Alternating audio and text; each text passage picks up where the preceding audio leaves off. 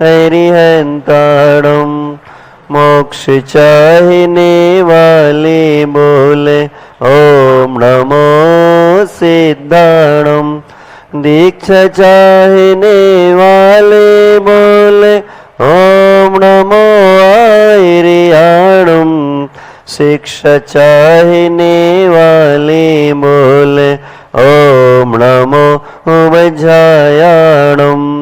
शांति चाहने वाले बोले ओम नमो लोय सवसाहुणम।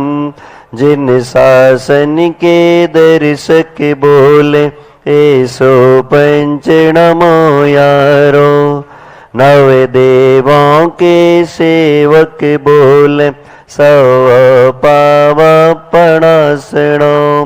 सिद्धों के आराधक बोले मंगलाणम चे सवेशिम। शुद्धात्म के भावक बोले परमम होई मंगलम। तेरा मंगल मेरा मंगल सबका मंगल होवे। सुखिया होवे सारी दुनिया कोई दुखी ना होवे। कण कण मंगल क्षण क्षण मंगल जन जन मंगल होवे। हे प्रभु निज मंगल के पहले जग का मंगल होवे। तेरा मंगल मेरा मंगल सबका मंगल। जीवम जीवम दब्बम जिनवर वस हेण जेण निर्दिष्टम। देविंद विंद वंदम वंदे तम। जय बोलिए कुंडलपुर के बड़े बाबा श्री विश्वनाथ भगवान की। जय बोलिए मोहल्ला एक परम पूज्य श्री पार्श्वनाथ भगवान की। जय बोलिए परम पूज्य श्री। गहरा नीला रंग और गहरा हरा रंग अगर डार्क होगा और दूर से देखेंगे तो हमारे लिए काला जैसा प्रतीत होगा। आज इसी में और थोड़ा सा आगे बढ़ाते हैं। जब आप इस मुद्रा को लगाएंगे तो आपको 5 बार नमो अरिहंताणम बोलना है। और क्या सोचना है, इसमें सारे योग गर्वित रहते हैं। सोचना भी है, भावना भी बनाना है, ध्यान भी करना है, योग भी करना है। और इसके साथ जो हमारे जन्म से पहले अर्थात जब हम मां के गर्भ में रहते हैं उस समय से नमोकार मंत्र जो हमें साथ देता है और हमारी अंतिम श्वास तक जो साथ देने वाला नमोकार मंत्र होता है, जो साथ देने वाला हमेशा होता है, उसका स्मरण भी करेंगे। ठीक है, तो सामने 5 बार नमो अरिहंताणम बोलेंगे। और सोचना क्या है कि विश्व में, संसार में, दुनिया में जितना भी सफेद रंग है वो हमारे अंदर प्रवेश कर रहा है। और जितने हमारे अंदर के और विकारी भाव, विकारी तत्व हैं या अन्य रंग हैं, वो सब हमारे यहां से निष्कासित हो रहे हैं। कौन सा रंग आ रहा है? सफेद रंग। सफेद रंग किस बात का प्रतीक है? शांति का नहीं, चारित्र का, संयम का, निर्मलता का, पवित्रता का, शुद्धता का। और हमारी जो शील धर्म होता है, इसका प्रतीक माना जाता है। अगर किसी को इस बात में कहीं कोई ऐसे विकल्प बढ़ते हो अथवा परेशानी रहती हो अथवा कोई यदवा तदवा ऐसे कुछ भी बोल देता हो, तो ऐसे नमोकार मंत्र का ध्यान करते हुए सफेद रंग के साथ स्मरण करेंगे तो उनकी इन समस्याओं में आपको समाधान भी प्राप्त होगा। तो चलिए प्रारंभ करें। नमो अरिहंताणम।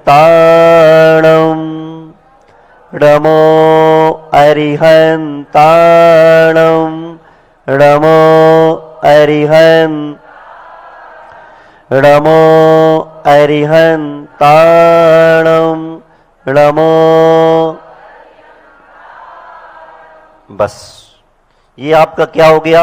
सफेद रंग का प्रतीक नमो अरिहंताणम। जब भी आपको कोई परेशानी बढ़े शील धर्म संबंधी, आपके यहां अपने यहां शास्त्रों में ढेर सारी ऐसी कथाएं हैं जिनमें नारियों के ऊपर, माताओं बहनों के ऊपर कई बार ऐसे शील पर आक्रमण करने वाले उपद्रव हुए हैं, पर उन्होंने अपने शील धर्म का त्याग नहीं किया, अपितु भगवान का स्मरण करते हुए अपने प्राणों का, शरीर का त्याग करना उचित समझा। इसलिए हमारे लिए अपने शील धर्म को पवित्र बनाने के लिए णमोवरिहंताणम के साथ सफेद रंग का ध्यान करते हुए ध्यान करना है। अब द्वितीय क्रम पर हमारे जो भी कार्य होते हैं वो सब उत्साह के साथ होते हैं। माताएं बहनें, आज के समय में परंपरा बदल रही है और सिंदूर भरने की, मांग भरने की परंपरा बिल्कुल समाप्त होती चली जा रही है, जो घर गृहस्थी के बिखराव के लिए निमित्त बनती है। क्योंकि घर गृहस्थी में स्त्री का विशेष महत्व होता है और जब वो घर गृहस्थी में पहुंचती है तो जैसे विवाह के उपरांत पहुंचेगी, सबसे पहले उसकी मांग में सिंदूर आता है। सिंदूर सबसे बड़ा एनर्जी का सोर्स होता है, स्रोत होता है। और जैसे ही वो मांग में सिंदूर भर करके और घर गृहस्थी में प्रवेश करती है तो ऐसे लोग जिनमें कोई शक्ति नहीं, कोई ऊर्जा नहीं, किसी प्रकार से सारी परेशानियों का सामना कर रहे होते हैं, लेकिन वो जब मांग में भर के सिंदूर, और महिला, नारी, स्त्री, और जैसे ही घर में पहुंचती है सब लोगों को एनर्जिक बना देती है, क्योंकि वो अपने आप में एनर्जी लेकर के आई होती है। मांग भरनी नहीं है, सिंदूर भरनी नहीं है। सिंदूर बहुत बड़ा एनर्जी का सोर्स होता है। तो लाल रंग उसी से मिलता जुलता है। जब भी आपको कोई ऐसी थकान महसूस हो रही हो, बिल्कुल ऐसे कुछ काम करने का मन ही नहीं कर रहा हो, उस समय णमो सिद्धाणम करें 5 बार और सोचें जितना लाल रंग है, अच्छे वस्त्रों को संभाल लें, और जितना लाल रंग विश्व में है वो हमारे अंदर प्रवेश कर रहा है और हम पूरे एनर्जी, ऊर्जावान हो रहे हैं। चले हम प्रारंभ करेंगे। णमो सिद्धाणम, णमो सिद्धाणम, णमो सिद्धाणम, णमो सिद्धाणम, णमो सिद्धाणम। वापस आ जाओ। आप लोग चूंकि सिद्धशिला पर पहुंच गए थे, सिद्धशिला ऐसे बना ली और नमो सिद्धाणम कर रहे। आपको पता है यह मंत्र कौन सा है? यह वही मंत्र है जो तीर्थंकर लोग प्रयोग करते हैं। पूरे नमोकार मंत्र का तीर्थंकर भगवान प्रयोग नहीं करते, सिर्फ नमः सिद्धेभ्य अथवा नमो सिद्धाणम का प्रयोग करते हैं। और अभी अभी आप और हम सब लोगों ने मोबाइल मंत्र का प्रयोग किया। इसका मतलब है हम किसके निकट पहुंच गए?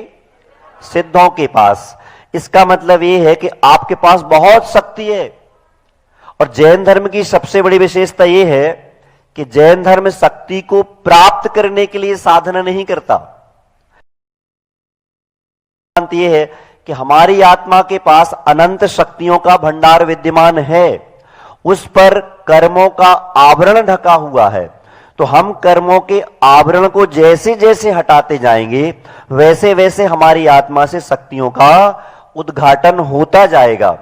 तो हम लोग शक्ति को प्राप्त करने की साधना नहीं करते, हम लोग शक्ति को उद्घाटन करने की साधना करते हैं। तो ऐसे में आपने जैसे कोई भी काम किया, कल आपके सामने पंक्तियां रखी गई थी कि उदासी जिन चेहरों का श्रृंगार करती है, मक्खी भी उन पर बैठने से इनकार करती है। अब आप मुक्ति को प्राप्त करने की साधना कर रहे हो और मक्खी भी तुम्हें देख के भाग रही है। तो इसलिए सबसे पहले एनर्जी, उत्साह, ऊर्जा, खुशहाली का ऐसे वातावरण बनाया जाता है। अब जैसे आपने कोई भी काम किया, ये भगवान ये फिर करना पड़ेगा, नहीं करना पड़ेगा, नहीं करना है। आचुषी ने एक बहुत अच्छी पंक्ति कही थी, मंदिर जाओ जाना ना पड़े और खाना ना खाओ खाना पड़े। तो समझ लेना कि धर्म की शुरुआत हो गई है। मंदिर जाओ जाना ना पड़े। जाना ना पड़े मतलब जाना पड़ता है मजबूरी में, और अपन लोग क्या करते हैं, मंदिर हमें जाना पड़ता है और खाना हम खाते हैं गए काम से। तो हमें क्या करना है, थोड़ा सा परिवर्तन करना है। जीवन को जीने की कला सबसे बड़ी क्या है? छोटे छोटे होंगे आप लोग, हम लोग, सब लोग, हम तो गांव वाले छोटे से, हमें तो मिला नहीं ये, पर आप लोग हैं और बच्चों को पढ़ाते होंगे। एक पोयम पढ़ी होगी सबसे पहले, अर्ली टू बेड। देखो बच्चों को याद हो अथवा नहीं हो, पर उनके माता पिता को जरूर याद है। क्योंकि जैसे बच्चे स्कूल जाते हैं तो बच्चों को चिंता नहीं रहती, माता पिता को चिंता रहती है। ऐसे शिविर लगता है तो शिविरार्थियों को चिंता नहीं रहती, बोलो ना, पढ़ाने वालों को चिंता रहती ज्यादा। अच्छे से बजाओ तालियां। अब जब हमने वो पोयम पढ़ी थी, जब हमें बिल्कुल भी विवेक नहीं था, बिल्कुल भी विवेक नहीं था कि हमें इस पोयम का मतलब क्या है, क्या करना है। अर्ली टू बेड का मतलब ये है कि जल्दी से सो जाना, और अर्ली टू राइज मतलब उठ जाना जल्दी से। हम लोग दोनों काम उल्टे करते हैं आज के समय में। हमारी पूरी लाइफ स्टाइल चेंज हो गई, बिल्कुल परिवर्तित हो गई। क्या? लेट से हम सोते हैं और लेट से हम उठते हैं। एक हिंदू परंपरा में एक परंपरा आती है जहां जहां स्नान करने की व्यवस्था है कि लगभग 2 घंटे पहले जो स्नान करता है वह देव प्रवृत्ति वाला होता है, 2 घंटे पहले नहाने वाला। और 1 घंटे पहले नहाने वाला होता है ऋषि अर्थात साधु संत तपस्या करने वाले आदि लोग।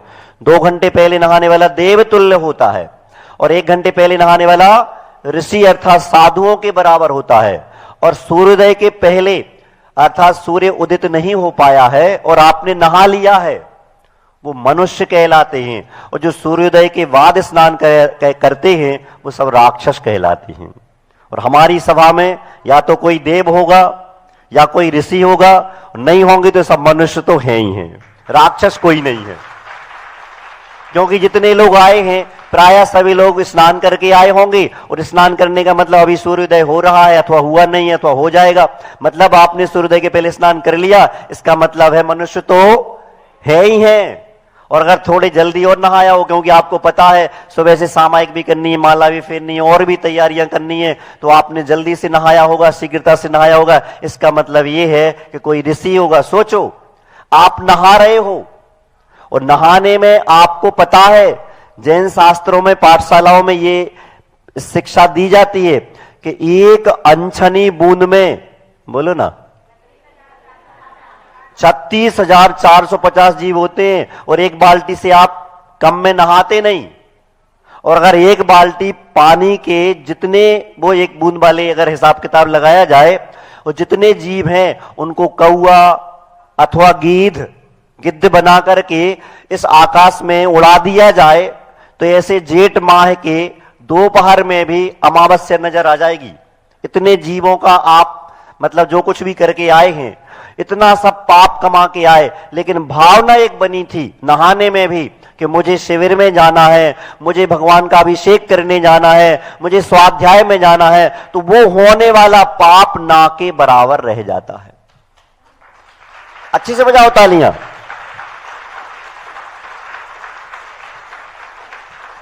और ऐसा करने वाले बहुत कम ना के बराबर मिलते हैं। किंतु आज हमें ब्याह में जाने, सो अच्छे से नहाने, सो खूब ज्यादा पुण्य कमाने के पाप का नाम कमाने। सोचो अगर आपने उद्देश्य बनाया है कि मुझे विवाह में जाना है, तो भले आप कुछ भी करें अथवा ना करें, कहते हैं एक विवाह अनंत पाप का अनुबंध होता है, उसमें शामिल होने जा रहे आप। और एक अभिषेक कितने पुण्य का आश्रय कराने वाला होता है, कितने कर्मों की निर्जरा कराने वाला होता है। और जैन धर्म की प्रभावना करने में श्रावक का सबसे बड़ा योगदान होता है अभिषेक आदि के लिए। और उसमें अगर नहा कर आएंगे तो होने वाला पाप ना के बराबर रह जाएगा, और पुण्य का सोर्स, पुण्य का आमदनी, पुण्य की आमदनी बहुत ज्यादा बढ़ जाएगी। ऐसे सुबह से जो नहा करके ऐसे स्वाध्याय आदि में आते हैं, वो कितना पुण्य कमाते हैं आप स्वयं अनुमान लगा लेना। चले गाथा नंबर 10। कैसे पढ़ते गाथा को हम इस प्रतिदिन स्मृति में इसलिए ला रहे हैं कि आपको पता चलता जाए। पहला क्या? हंस जैसा, दूसरा क्या? सिंह जैसा, तीसरा क्या? हाथी जैसा, और चौथा क्या? सांप जैसा। ऐसे पढ़ते हैं। तो चलते यार 10 नंबर की गाथा। अणुगुरु देह पमाणो,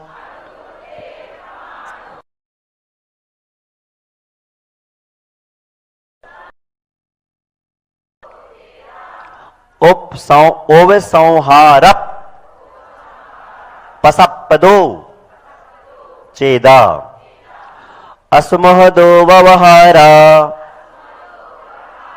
निश्चय नय दो असंख्य देशोवा। हमारे शरीर का, हमारे जीव का प्रमाण कितना है? तो इन्होंने कहा है कि अणुगुरु देह प्रमाणों, जो हमारा छोटा और बड़ा शरीर है, इसका प्रमाण कितना है? उपसंहार अपसपदो चेदा, चेतना कितना उपसंहार, और उसमें संकोच और विस्तार। संकोच माने सिकुड़ जाना और विस्तार माने फैल जाना। आप लोगों के पास एक विशेषता है। क्या विशेषता है? जैसे अभी मौसम गर्म है तो आप लोग क्या विस्तार के साथ बैठते हो, और अच्छी ठंडी आ जाए तो जितने में 100 बैठे उतने में 1000 बैठ जाएं। कैसे बैठ जाएं देखना, समझने का प्रयास करना। अभी गर्मी का समय चल रहा है, आप लोग गेहूं वगैरह सुखा रहे होंगे, धो रहे होंगे, मसाले वगैरह सब तैयार कर रहे होंगे, फिर एक डिब्बा में भर दिया, डिब्बा पूरा भर जाता है, फिर उसके बाद थोड़ा सा हिला दे तो को, फिर खाली हो जात, फिर हिला दे, फिर खाली हो जात, फिर भर दे। 3-4 बार ऐसा करते नहीं, पूरा ठोस हो गया। अब कब खुलेगा वो? बोलो ना, दिवाली के बाद। अभी के लिए तो सामान्य से थोड़ा निकाल के रख लेंगे। ऐसे ही हमारे पास जैसे उस डिब्बा में थोड़ा हिलाया, संकुचित हो गया और संकुचित हो गया, ऐसे हमारे जीव के जो आत्म प्रदेश रहते हैं, इनके पास भी ऐसा ही गुण होता है। थोड़े कभी जब मौका जैसे पर्याय के अपेक्षा से फैल भी जाते हैं, सिकुड़ भी जाते हैं, तो ऐसा हमारा शरीर जीव का स्वभाव होता है। क्यों? क्योंकि उसके पास व्यवहार से समुद्घात को छोड़कर, समुद्घात क्या कहलाता है? आप लोगों ने दोपहर के कक्षा में भी आप लोगों ने शब्द का श्रवण किया होगा, सुना होगा। समुद्घात, समुद्घात का मतलब क्या होता है? हमने अपने मूल शरीर को नहीं छोड़ा और आत्मा के प्रदेशों को बाहर पहुंचा दिया, या किसी निमित्त से पहुंच गए। जैसे आपने देखा हो घरों में कभी छिपकली देखी हो, छिपकली को ज्यादा परेशान करो तो वो अपने स्वतः अपने आप से पूंछ तोड़ देती है, और जैसे ही पूंछ टूटती है तो पूंछ ऐसे तड़पने लगती है, अपने आप तोड़ती है वो, और तड़पने लगती है तो आप डर जाते हो और आप भाग जाते हो, छिपकली की जान बच जाती है। तो ऐसे जब तक वो पूंछ तड़पती रहती है और यहां पर छिपकली बैठी हुई है, और बीच में जो विस्तार है या दूरी है, अंतर है, इसके बीच में उसकी आत्मा के प्रदेशों का पूरा चल रहा है। इसी प्रकार से हमारे यहां समुद्घात होता है तो हमारे मूल शरीर, मूल आत्मा को छोड़े बिना आत्मा के प्रदेश कुछ बाहर निकल जाते हैं। निमित्त क्या बनते हैं वो बाद में बताएंगे, पर कैसे निकलते हैं एक छोटा सा दृष्टांत समझें। कभी आपको बहुत गुस्सा आई और आप गुस्से में तम आ गए, ऐसी आंखें लाल जैसी हो जाती, उस समय आप ऐसे लगते आप में है ही नहीं, और उस समय में बिल्कुल ऐसे चक्कर सा आ जाता है, अंधेरा सा छा जाता है। मुझे लगता है उस समय में कसाय समुद्घात के माध्यम से हमारे आत्मा के प्रदेश बाहर निकलते होंगे, और हमारे शरीर के प्रमाण, जो हमारा संकोच और विस्तार का गुण होता है आत्मा का, वह समुद्घात को छोड़कर के व्यवहार से उतने ही प्रमाण होता है। और निश्चय नय से हमारी आत्मा में कितने प्रदेश हैं? असंख्यात प्रदेश। पुडवी जलते उबाऊ, पुडवी नहीं बोला, पुडवी, पुडवी जलते उबाऊ, बणपति विवेथा विरे इंदी, बिग तिग चदु पंचखा, तस जीवा होंति संखादी। देखो यहां पर सभी लोग गलती कर गए। जैसे आपने पढ़ना, आपको पढ़ना है होंती, तो होंती में ती कैसी है? देवरानी है कि जेठानी है? देवरानी को समय देना है कम और जेठानी को देना है ज्यादा। तो ये जो हो है ना, ये जेठ जी है, ये बड़े वाले रहते हैं, तो इनको थोड़ा समय ज्यादा दे दो। होंती बेगते के चदु पंचखा, तस जीवा होंति संखादी, तस जीवा होंति संखादी। जब आप ऐसे उच्चारण करेंगे, कहीं भी जाएंगे जैसे कल महाराज जी कह रहे थे कि किसी सभा में जाएंगे आप और 14 गुण स्थानों के नाम बोलेंगे तो सामने वाला आधा तो वैसा ही हालत खराब हो जाएगी, भैया पढ़ा लिखा है जी, इससे ज्यादा उलझो नहीं। ऐसे ही जब आपका उच्चारण सुनेगा सामने वाला कि ये तो गाथाओं का उच्चारण बहुत अच्छे से कर रहा है, तो वो आधा तो वैसे ही थक जाएगा, आपसे हार जाएगा। वो कहे भैया आप विजित हो गए, हम वैसे ही हार गए। उच्चारण बहुत अच्छा होना चाहिए।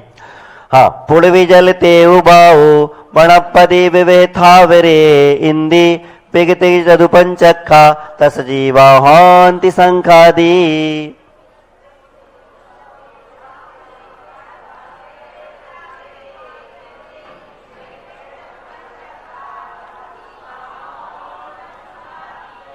पुड़वी, पुड़वी माने पृथ्वी, जल माने आप लोग समझते हैं, तेउ माने अग्नि, बायु माने वायु और वनस्पति वनस्पति।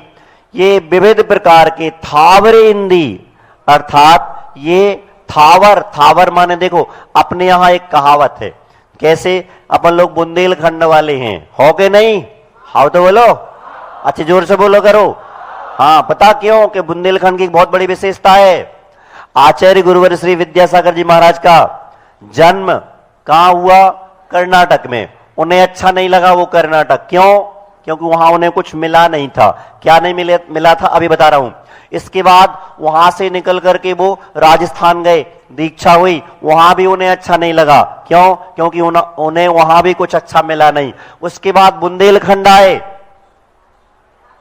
और जब से बुंदेलखंड आए बुंदेलखंड में ही रहे, कहीं गए नहीं, क्यों? उन्हें मिल गया क्या? हाउ, क्या मिल गया?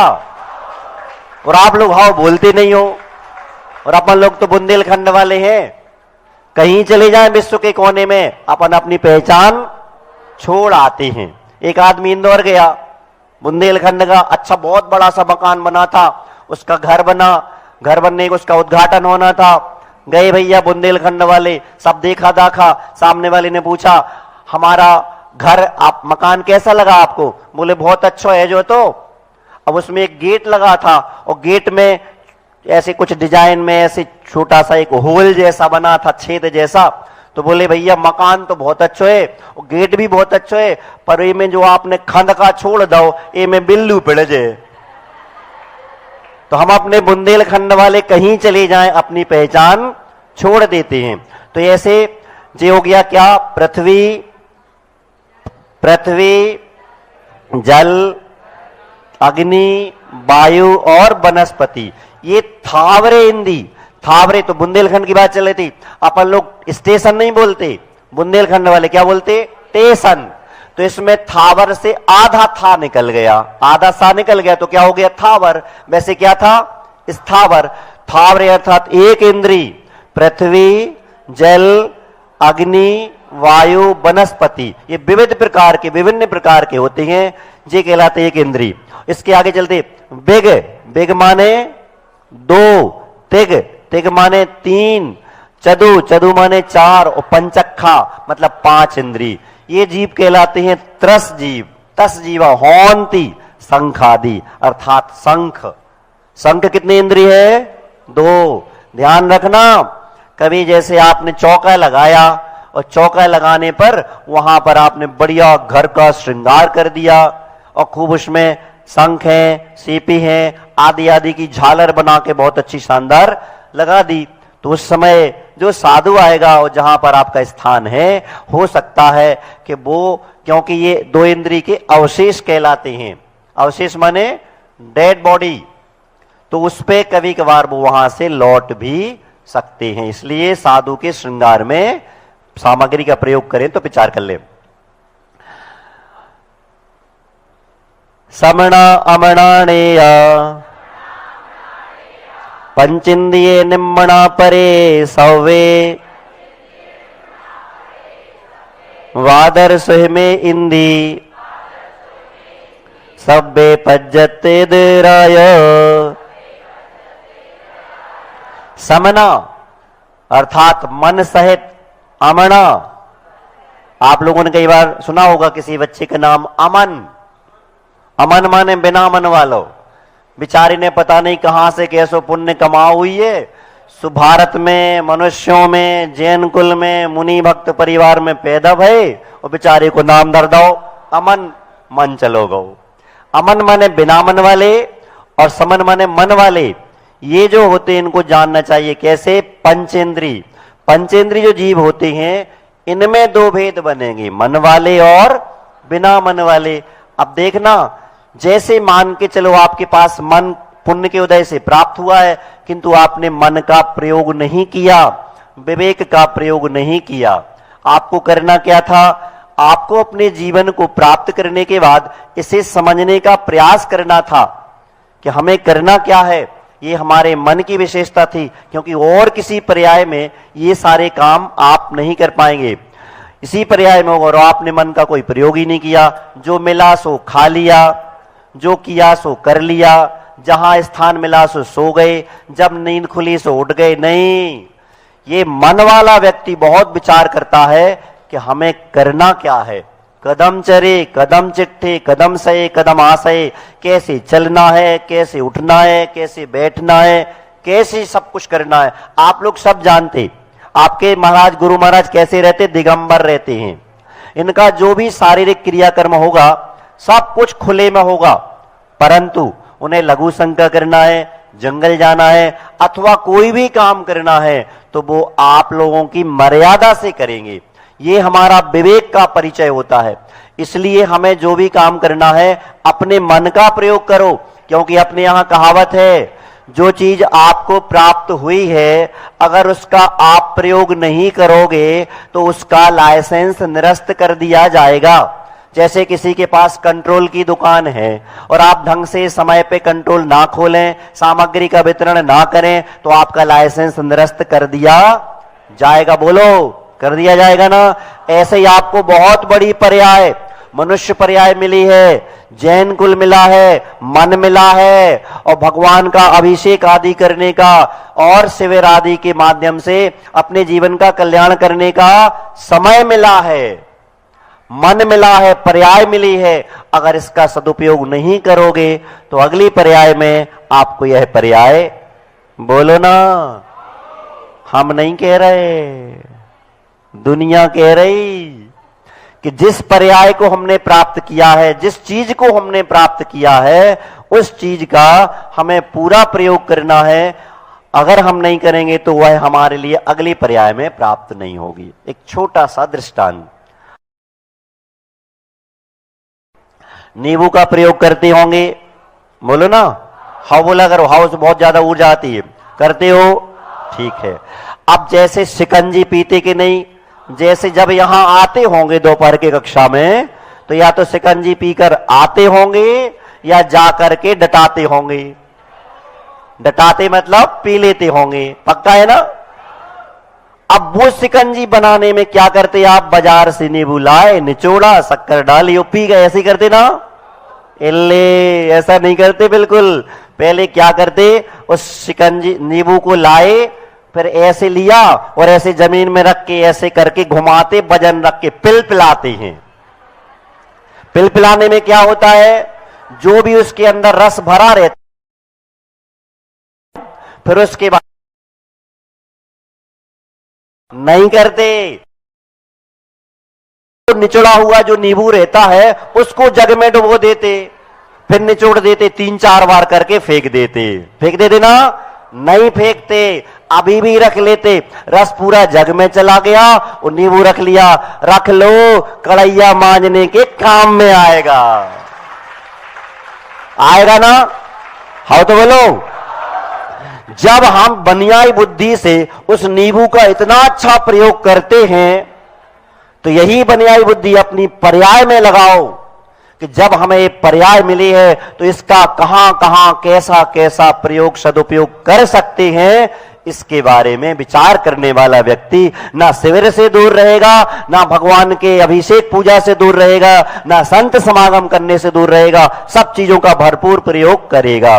तो ये मन वाले और बिना मन वाले जो होते हैं पंचेंद्रियों में भेद, और शेष जो जीव होते हैं 1 इंद्रिय 2 इंद्रिय 3 इंद्रिय और 4 इंद्रिय आदि आदि, और असंगी ये बिना मन वाले होते हैं, सूक्ष्म और बादर के भेद से 1 इंद्रियों में भेद होते हैं। इस प्रकार से ये सब पज्जत अर्थात पर्याप्त और अपर्याप्त के भेद से 14 प्रकार के जीव समास इस गाथा में बताए गए हैं। फिर से याद रखें, गाथा को पढ़ने के लिए क्या क्या किया जाता है। पहला पद हंस के समान, दूसरा सिंह के समान, तीसरा हाथी के समान, चौथा सांप के समान। मग्गण गुण ठाणे ही है 14 ही हवंति तह अशुद्ध नया, विण्णेया संसारी सवे शुद्धाहु शुद्ध नया। अब देखो, आपने पढ़ाई तो की, किंतु सवे शुद्धाहु शुद्ध नया, हु को बहुत देर तक बोला तो क्या था, ये छोटे तुम्हारे देवर जी थे हु, अब उनको आपने बड़ा बना दिया तो बड़े भैया बन गए वो, तो आपको बहुत शीघ्रता से बोलना है। तो जो उसके पहले वाला जो बड़ा है उसको अच्छा उच्चारण के साथ बोलेंगे, सवे शुद्धाहु शुद्ध नया। इसी प्रकार से 3 प्रकार के सा होते हैं, एक सरौते वाला सा, एक शक्कर वाला सा और एक षटकोण वाला सा। जब तीनों के सा अलग लिखे हैं तो बोले भी अलग जाएंगे। सरौते वाले सा को बोलते दंती सा, और शक्कर वाले सा को बोलते तालव्य सा, और षटकोण वाले सा को बोलते हैं मूर्धन्य सा। सरौते वाला सा बोला जाता है तो जीव को दांतों के पास लाते हैं, इसमें सीटी नहीं बजती। सा, सागर, सौवे, शुद्ध, इसमें लिखा है जो प्राकृत भाषा में ना शक्कर का सा होता है और ना ही षटकोण का सा, सिर्फ सरौते का सा अर्थात दंती सा होता है, और दंती सा में सीटी नहीं बजती। तो मार्गणा गुण स्थान आदि जो होते हैं ये अशुद्ध नय से होते हैं, 14 भेद इनके होते हैं, किंतु सब्बे शुद्धाउ शुद्ध नया, सभी प्रकार से जो शुद्ध नय से सारे संसार के जीव कैसे होते हैं, शुद्ध अर्थात शक्ति की अपेक्षा से शुद्ध नय वर्णन करता है, परंतु संसारी जीवों के मारणा व गुण स्थानों की अपेक्षा से 14 वेद इस 13 नंबर की गाथा में बताए गए हैं। विस्तार करने के लिए बाद में समय अपन लोग स्वाध्याय करेंगे, जब भी आपको समय मिले। अभी अपन को बहुत जल्दी से क्या करना है, अभी कैसे पढ़ेंगे अपन लोग, ओघ से पढ़ेंगे। ओघ माने संक्षेप से पढ़ेंगे, स्पीड में पढ़ेंगे। निक्कम्मा 8 गुणा किंचुणा चरम देह दो सिद्धा, लोयज्ञ ठिदाड़िच्चा उपादवये ही संयुक्ता। अब देखो, निक्कम्मा 8 गुणा, निक्कम्मा माने निष्कर्मा अर्थात कर्मों से रहित। 8 गुणा, 8 गुणा माने 8 गुणों से सहित, 8 कर्मों से रहित, 8 गुणों से सहित। किंचुणा, किंचुणा का मतलब होता है किंचित न्यून अर्थात जो वर्तमान में शरीर उनका है उससे कुछ कम था, जिससे उन्हें मोक्ष की प्राप्ति हुई है, उससे थोड़ा सा शरीर छोटा हो जाता है। कैसे होता है सिद्ध परमेश्वरियों का, जब अपने शरीर में बहुत सारी पोल पट्टी है। पोल पट्टी माने खाली स्थान, खाली स्थान माने रिक्त स्थान। जैसे नाक है, नाक में 2 छेद हैं, ये खाली खाली है। सिर में जो डॉक्टर्स लोग हैं वो जानते होंगे बहुत सारा स्थान खाली रहता है।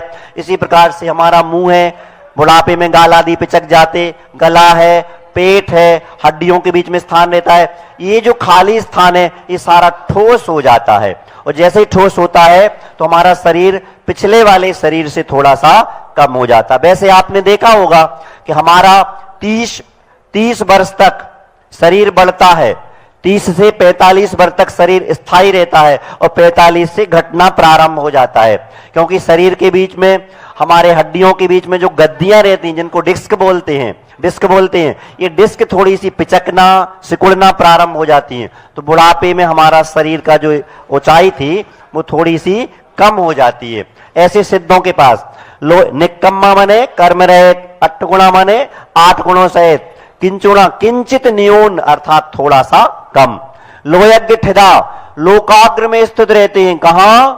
लोकाग्र में। जैसे हमारा शरीर अगर लोकाग्र माना जाए तो जैसे हमारा सिंदूर, आपका सिंदूर भरा जाता है, ऐसे ही ऊपर वाले स्थान पर सिद्ध परमेष्ठी विराजमान रहते हैं। ऋचा अर्थात हमेशा, उत्पाद वही ही संयुक्ता, उत्पाद माने अपन ने पढ़ा होगा, उत्पाद होता है, द्रव्य रहता है और व्यय होता है, ऐसे उनके पास होता। अब उनमें क्या उत्पाद, जन्म मरण तो उनका होता नहीं, जो असंख्यात गुणी सटगुणी हानि वृद्धि होती है, उसके माध्यम से इनमें परिवर्तन होता रहता है। एक गाथा और, अजीवो पुण्यो पुग्गल धम्मो अधम्यायासम कालो पुग्गल मुत्तो रूवादि गुणो अमुत्ति से साधु। अब यहां पर अपन ने जीव के बारे में बहुत सारा संसार से लेकर के, निगोद से लेकर के सिद्धों की गोद तक का पूरा अध्ययन किया। अब इसके बाद क्या आया? अजीव द्रव्य। क्योंकि द्रव्य संग्रह का स्वाध्याय चल रहा है, आज आपको हम होमवर्क देते हैं। अगर किसी को कुछ पूछना हो तो थोड़ा सा आप लोग पूछ भी सकते हैं, मतलब ऐसे लगे तो थोड़ा सा, ज्यादा बड़ा नहीं, क्योंकि हम टाइम बहुत कम। हम आपसे ये कह रहे हैं कि एक जीव द्रव्य, जीव तत्व, जीव अस्तिकाय और जीव पदार्थ, 4 चीजें आपके सामने रखी गई हैं। जीव द्रव्य, जीव तत्व, जीव अस्तिकाय और जीव पदार्थ। इन चारों में क्या अंतर होता है, आज आपको होमवर्क दिया जा रहा है, अच्छे से तैयार करना और कल हम आपसे मिलेंगे। आज गाथा का इतना ही समझेंगे, समय अपना हो गया है। अहिंसा परमो धर्म की